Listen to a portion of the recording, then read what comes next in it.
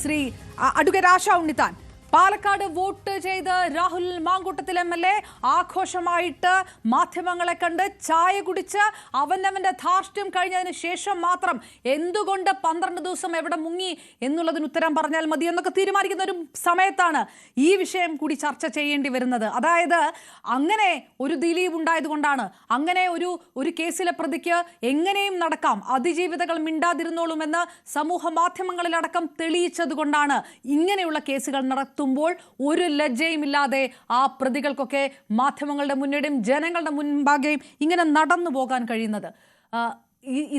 ഈ ട്രെൻഡ് തന്നെ തുടങ്ങി വെച്ചത് നടി ആക്രമിച്ച കേസാണെന്ന് പറയാതെ തരമില്ല. അഡ്വക്കേറ്റ് ആശ ഉണ്ണിത്താൻ, താരസംഘടന അമ്മ സ്ത്രീ ഭാരവാഹിത്വം വരുമ്പോൾ എല്ലാം മാറും, അതിജീവിതകൾക്കൊപ്പം നിൽക്കുമെന്ന് പറഞ്ഞതൊക്കെ പൊയ്വാക്കായി മാറിയിരിക്കുന്നു. ഇപ്പോൾ പറഞ്ഞ പോലെ ഒരു വലിയ ബ്രഹ്മാണ്ഡ സിനിമ വരാൻ ഇരിക്കുമ്പോൾ ആ സിനിമയ്ക്കകത്തുള്ള ഡയലോഗുകൾ മുഴുവൻ ആരെ വെല്ലുവിളിച്ചിട്ടാണ് എന്നുള്ളൊരു ചോദ്യം കൂടി വരികയാണ്. എന്തുമാകാം, ഇവിടെ നിയമത്തിന് നീതിക്കുമൊന്നും ഒരു വിലയുമില്ല എന്ന് സാധാരണക്കാർ ചോദിക്കുന്നുണ്ട്. അഡ്വക്കേറ്റ് ആശ ഉണ്ണിത്താൻ എങ്ങനെയാണ് പ്രതികരിക്കുന്നത്? നമ്മളിങ്ങനെ കേവലം പ്രതികരണ തൊഴിലാളികളായി അധപതിക്കുന്നുണ്ടോന്ന് പോലും സ്വയം വിമർശനാത്മകമായിട്ട് ഞാൻ ചിന്തിക്കുകയാണ് സീരിയസ്ലി. കാരണം നമ്മുടെ മുന്നിലൂടെയാണ് ഈ വേട്ടക്കാരിങ്ങനെ സുഖമായിട്ട് കടന്നു പോകുന്നത്. അത് കണ്ടാണ് പുതിയ തലമുറ വരുന്നത്. നമ്മൾ ജെൻസി കിഡ്സ് ഒക്കെ വിളിക്കുന്ന കുട്ടികളാണ് അപകടങ്ങൾ ചെയ്തു വെക്കുന്നത്. ഇപ്പൊ കഴിഞ്ഞ ദിവസം 19 വയസ്സുള്ള കൂട്ടുകാരിനെ കൊല്ലാൻ മടി കാണിച്ചില്ല, കല്ലുകൊണ്ട് ഇടിച്ചിട്ട്. ഇവർക്കൊക്കെ ഉള്ള മാതൃകയാണ് യൂത്തനായ നമ്മുടെ MLA. അപ്പൊ ഇവർക്കറിയാം പണവും സ്വാധീനവും ഒക്കെ ഉണ്ടെങ്കിൽ എന്തിന്റെ മേലെ നിങ്ങൾക്ക് കടന്നു പോകാൻ പറ്റും, ഒരു കേസും എന്നെ തേടി വരില്ല എന്നൊരു ധൈര്യം വന്നു തുടങ്ങിയിട്ടുണ്ട് മൊത്തം ആളുകൾക്ക്. ലോ ആൻഡ് ഓർഡറിന്റെ വലിയൊരു പ്രശ്നമാണ്. ലോ ആൻഡ് ഓർഡർ മെയിൻറ്റെയിൻ ചെയ്യാൻ വേണ്ടിയിട്ട് പോലീസ് ശ്രമിച്ചത് കൊണ്ട് മാത്രം കാര്യമായില്ല. അതിന് ശക്തമായ ഒരു ജുഡീഷ്യറിയുടെ കൂടി പിൻബലം ആവശ്യമാണ്. സംഭവം ശരിയാണ്, നമ്മുടെ ജയിലുകൾ നിറഞ്ഞു കഴിഞ്ഞു, സർക്കാരിന് ഭയങ്കര ചെലവാണ്. ജയിലിലുള്ള ആൾക്കാർക്ക് ബിരിയാണിയും ഫുഡൊക്കെ അടിച്ച് കൊഴുത്ത് കൊണ്ടുവരല്ലേ. നമ്മൾ ജയിലുകളിലേക്ക് ആളുകളെ വിടാൻ ബുദ്ധിമുട്ടാവും.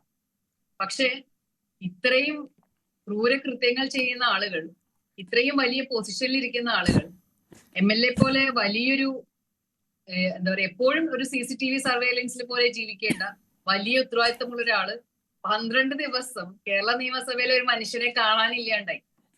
കേരളത്തിന്റെ പോലീസ് അന്വേഷിച്ചിട്ട് കിട്ടിയില്ല. അപ്പോ അത്രയും എന്താ പറയാ, അത്രയും മോശം അവസ്ഥയാണ്.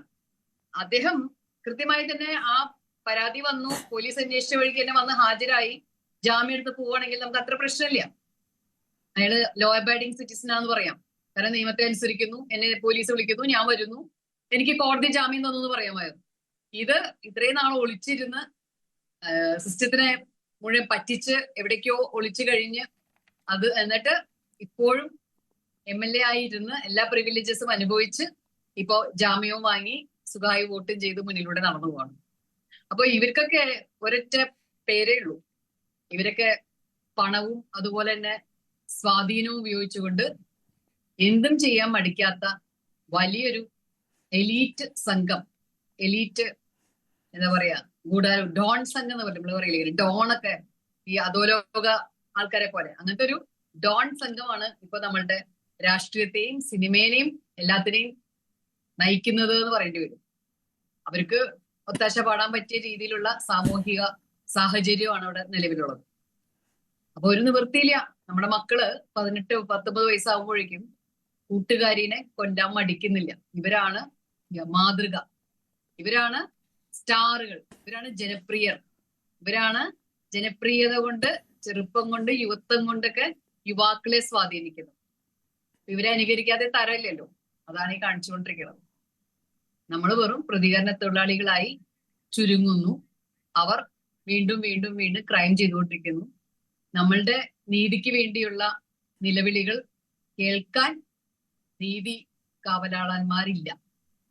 അപ്പോ ലോ ആൻഡ് ഓർഡർ കൃത്യമായി തന്നെ കൊണ്ടുപോകണമെങ്കിൽ, ഒരു ഇൻവെസ്റ്റിഗേഷൻ നല്ല രീതിയിൽ കൊണ്ടുപോകണമെങ്കിൽ ശക്തമായ ഒരു ജുഡീഷ്യറിയും കൂടി ഉണ്ടെങ്കിൽ എല്ലാം കൂടി നടക്കുള്ളൂ. ലെജിസ്ലേച്ചറും എക്സിക്യൂട്ടീവും ജുഡീഷ്യറിയും ഒപ്പത്തിനൊപ്പം നിൽക്കണം. ഇത് അങ്ങനെയല്ല സംഭവിച്ചുകൊണ്ടിരിക്കുന്നത് എന്നൊരു ആശങ്ക നമുക്കുണ്ട്. ഇത് മൂന്നും മൂന്ന് വഴിക്ക് പോകുന്ന പോലെ നമുക്ക് തോന്നുന്നുണ്ട്.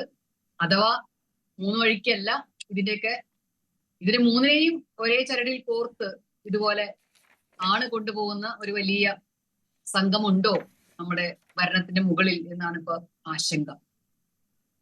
റൈറ്റ്, ഞാൻ തിരികെ എത്താം അഡ്വക്കേറ്റ് രാശി ഉണ്ണിത്താൻ.